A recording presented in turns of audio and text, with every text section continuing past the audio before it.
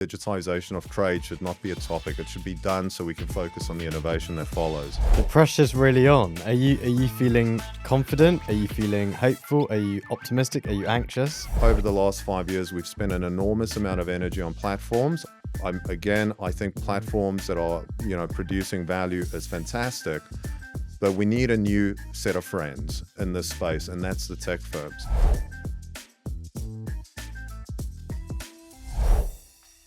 I'm Dipesh Patel, editor at Trade Treasury Payments. Today, we're catching up on what's going wrong, what's going well with digital trade. I'm delighted to be joined by Oswald Kuyler, Senior Digital Trade Advisor at the Asian Development Bank. Welcome. Thank you. And this is beautiful, by the way. Thanks for having me. Thank you. And I think I remember one of the last very fun videos we did was actually in 2020, and I bought the avocado back. Because of, I think it was 30 paper documents to ship these guys from Kenya. Oswald, what's changed? Yeah, so it's been 5 years. A lot's actually happened over the last 5 years. So firstly, if you look at where we were when we started this journey, we knew that there was a model law for electronic transferable records, but we haven't really made any progress. I think at that point, Singapore was starting to go through the MLETR journey. So on the legal reform side, things have actually gone considerably well. I mean, we have the UK, we have France, China, quite a few large economies adopting the model law, making it actually legal now for us to trade digitally. And then we have over 60% of, the global community at least committing to going on that journey. So I would say if I have a look at the last 5 years, we've made enormous progress on getting the model law for electronic transferable records, both popularizing it, but also getting countries to adopt it. I think where we haven't yet necessarily made the progress that's required is how do we actually leverage that law now so that we can ultimately share these records with each other through whatever means we want to do. So we're still, unfortunately, predominantly in a world where it's kind of pick the platform. It's like, okay, well, if I want to share my trade documentation with you, Dipesh, so that we can finally ship this avocado digitally, it's like, well, are we on the same platform? Are our platforms interoperable with each other, et cetera, et cetera? So that's going to be a big focus, I think, for us over the next 5 years, is to ensure that when the two of us sit together again with this lovely avocado, we've introduced freedom of choice, and we've enabled the global community to leverage that law, share records with each other digitally through whatever means they want. So whether that is platforms or even email and Outlook. So that's where we need to still make a little bit of progress on. So let's play a quick game. Oh, It's called Snog, Marry, Avoid. oh my gosh. So are you looking for a quick snog, a longer term marriage, or avoid it? So the first one, would you snog, marry, or avoid platforms? Oh my gosh, that's a really difficult question. I'm going to give you two answers to that question. I would definitely snog platforms where it's single function, where the only objective of the platform is to allow me to share a record. There's no reason why the two of us can sign a contract with each other, share it over email, digitally sign it, yet all the underlying documentation requires a special little place for us to actually exchange it. So I don't think that's not the future. That can't be the future that we're heading into. What I would marry, though, are platforms that actually enable different processes and automation, analytics, AI, all of these great additional benefits. And those are quite valuable. And the reason I separate those two is because we want to live in a world where if I'm an SME, I want to be able to, if I use Excel today to manage my business, I don't want to have to join a platform just to share information. I just want to use Excel, create my invoice, and email it as an example, right? But at the same time, if I'm in commodities and I really like a platform that helps me automate a lot of my complexity of my supply chains, I want to pick that. And I don't want to live in a world where I have to force my bank to pick it too. I want to live in a world where they can also make a decision based on their requirements. So I would marry platforms that offers unique value propositions to those audiences. And there's quite a few of them, which are doing just phenomenal work. But coming back to just sharing records, yeah, no.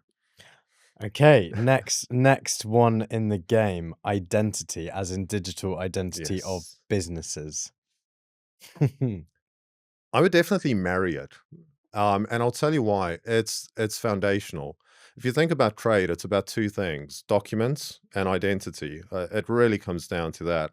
And I can't really digitize documents in a way that's uh, trustworthy, shareable. So you actually know that, yes, it was Oswald's business that produced this, et cetera, et cetera, if I don't solve digital identity too, right?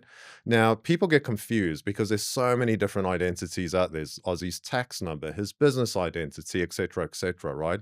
But the reality is you have to look at the difference between wants and needs. What do I actually need to solve? I need to ensure I know who the legal entity is that I'm dealing with. What I'm not married to, what I'm snogging at the moment in the identity space has been our approach to how do we address it. I think for too long we've been trying to force governments to pick between chicken, beef, or fish when it comes to how to address, some form of global approach to identity. Mm, And we haven't necessarily listened to some of the objections that we faced. What excites me about 2026, though, is I can see an evolution in the space where some of those global identity providers are actually evolving and will actually help us get to a point where we can actually resolve identity cross-border. So snogging a little bit the approach that we've taken over the last 5 years, but definitely marrying what's coming, which is going to be quite exciting. okay. Sorry, I keep on giving you a snog and a marry, but it's because it's complex. Yeah. Okay, final one, and in the context of digital trade and SME Mhm. enabled digital trade, agentic AI. Ooh, ooh, ooh. Can I marry twice? Definitely marry. The way I see AI, and it's taken me a while to get to this point. You won't remember it. You're a little bit too young for this, but when I started my career, it was only large, wealthy companies that could afford to have a SharePoint, a Documentum, all of these rich services that really made those really big companies efficient and effective. If you're a smaller company, you could not afford that. You could not have your own SharePoint, document sharing platforms, et cetera, et cetera. And what did the cloud revolution do? Democratize that so that anyone with £200 can now have a similar level of software service as a massive corporate. I can get SharePoint today. It takes me, what, 20 minutes, Mhm, and I can get the whole Microsoft suite. AI is going to do the same, but in terms of headcount. So when you think about it from a competition perspective, today, if I'm a really large organization, I have an IT department, I have an R&D department, I have an analytics department, and I have all these great people working there. But if I'm a small company with 4 people, I don't have that talent and I don't have that capacity at my disposal. And that really impacts how I compete and what I can do. And I think what AI is going to do, too many people focus on the potential job impacts, but I focus on it's going to help an SME punch above their weight. They'll be able to do the R&D, the analytics, the technical work. I mean, we were talking about this. I was able to develop a program like in what, 3 days, and I haven't programmed in 20 years. So I think it's going to unlock enormous value for SMEs when they embrace it, and we're going to see some magical companies coming out of this. thank you very much. Oswald, we hear people talking a lot about data Yes. instead of documents. I know you disagree with that approach. Why? Well, in short, I look at it as a big change management problem, right? So I bring it back down to basics. I'm a SME.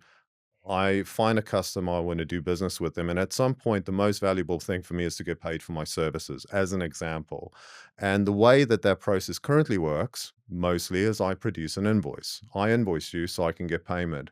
And the key question I always ask people is, if you're going to get rid of documents, what do I do in that scenario? If I can't go into Excel and create an invoice and send it to my customer, what is the alternative approach? if it is, I have to log into every one of my customers' portals and just give them data, you're not actually making life simpler, cheaper, or faster for me. You're just introducing a world where there's all these digital islands where I have to capture data multiple times in multiple systems. So, will we eventually get to a point where we get rid of these documents and go to data? Yes.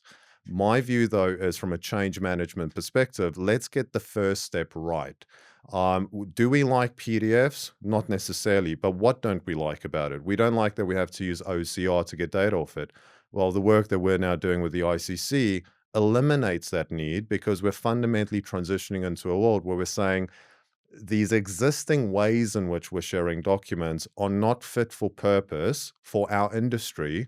And we need to create something new that is. And we need to work with the right people so that we can share documents that is inclusive of data. So it's not an either or, but it's both. Mm. And so that's why we're all going to end up with data, but we cannot just jump to that point. And if there's anything we've learned, not just from the last 5 years, but from the last 10 years, is innovation is great, but in our space, if it doesn't scale, uh, at the end of the day, it doesn't produce the value that we're looking for. And that's our Northern Stars. How do we do something Mm. that can also scale?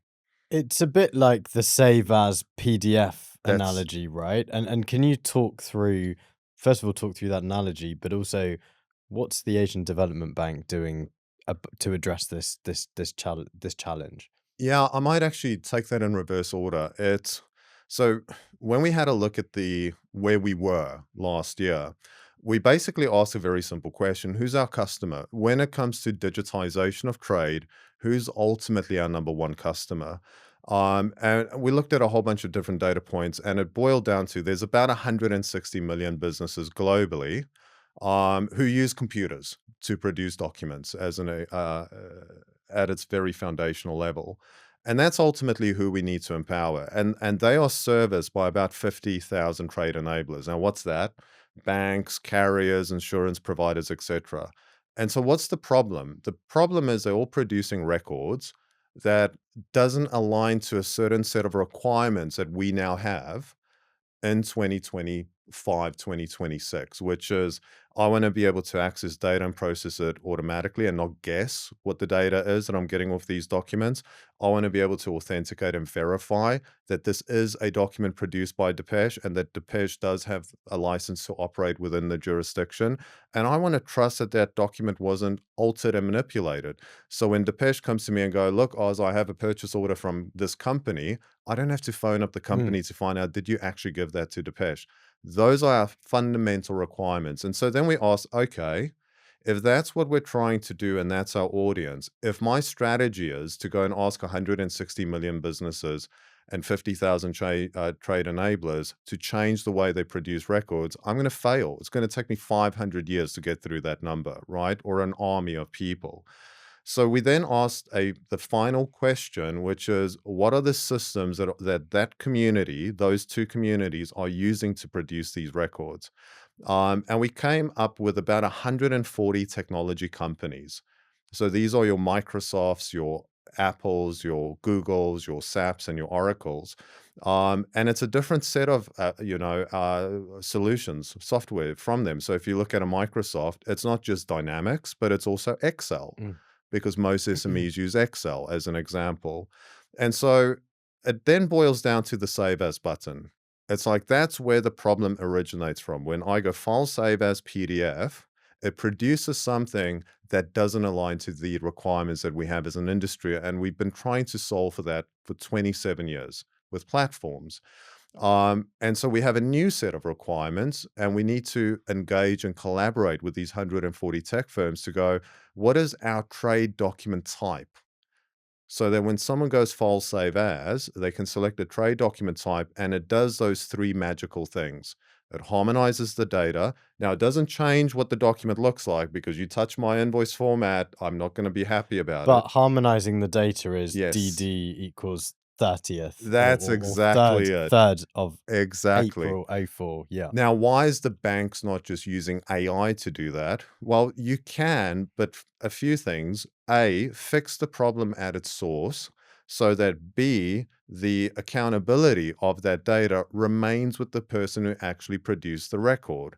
So the bank isn't guessing as 01/04/2025, is that the 1st of April or the 4th of January? Yeah. So solve it at the source. And we're not unique in this approach. If you look at the music industry, that's what they did. The records labels came together with the tech firms and said, how do we produce a new format? And MP3 was born.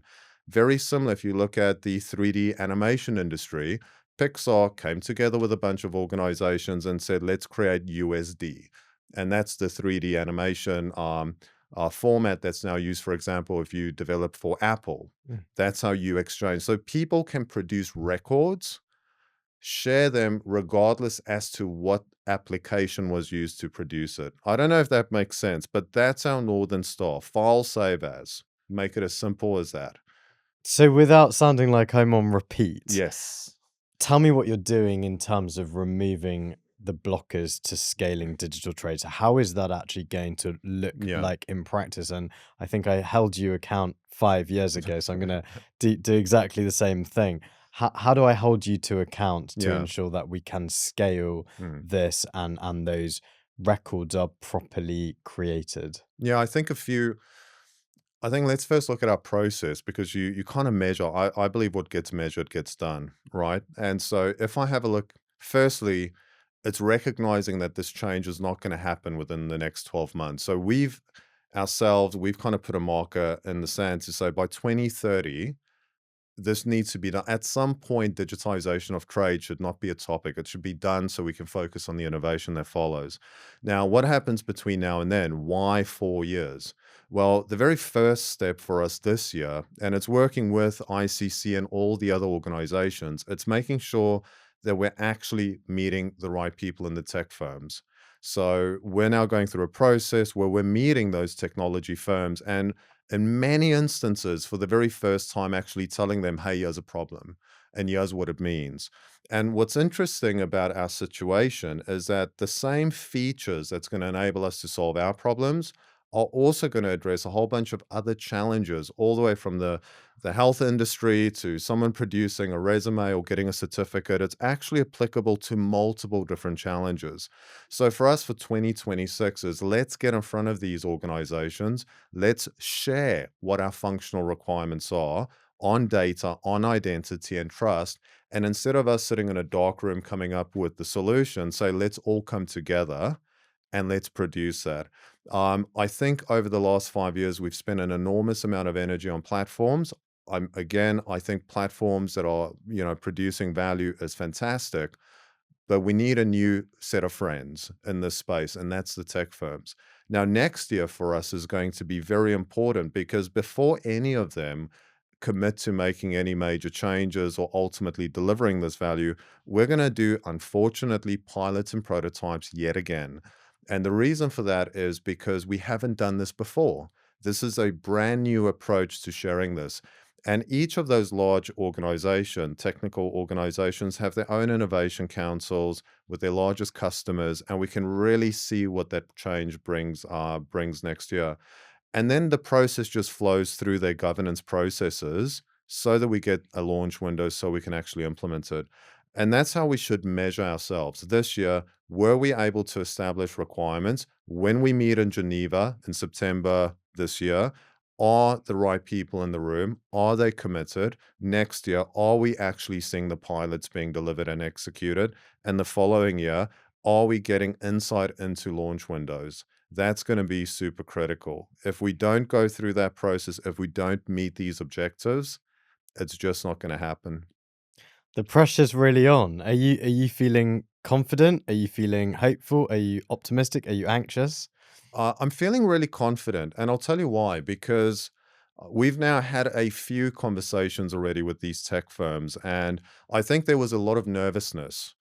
A lot of the pushback I initially got was, oh, company A and company B will never talk to each other because they compete, without realizing that these companies already work with each other. You can already buy a SAP to Microsoft to Oracle Connect. All of this is already, so it's not that we're starting with a hostile audience. And I think because our approach is we're going to focus on requirements so the tech firms can focus on how to enable it, it removes a lot of pressure. We don't have to come up with all the solutions. We have fabulous people in the tech industry that can help us. I think if there's anything that worries me, it's just we're now in 2026 and we're still talking about digitization of trade. I do worry that some people, I don't want to say has lost interest, but it is difficult to stay excited, on a program for 5 years straight. In fact, it's unheard of. I haven't necessarily seen that. So I think the onus, Depesh, is going to be on us to show progress so that we can kind of create a sense of momentum again, and bring people on board the journey. Thank you very much, Oswald. Let's have some avocado on toast. Oh, I like that. Let's do it. Thank Thank you. you.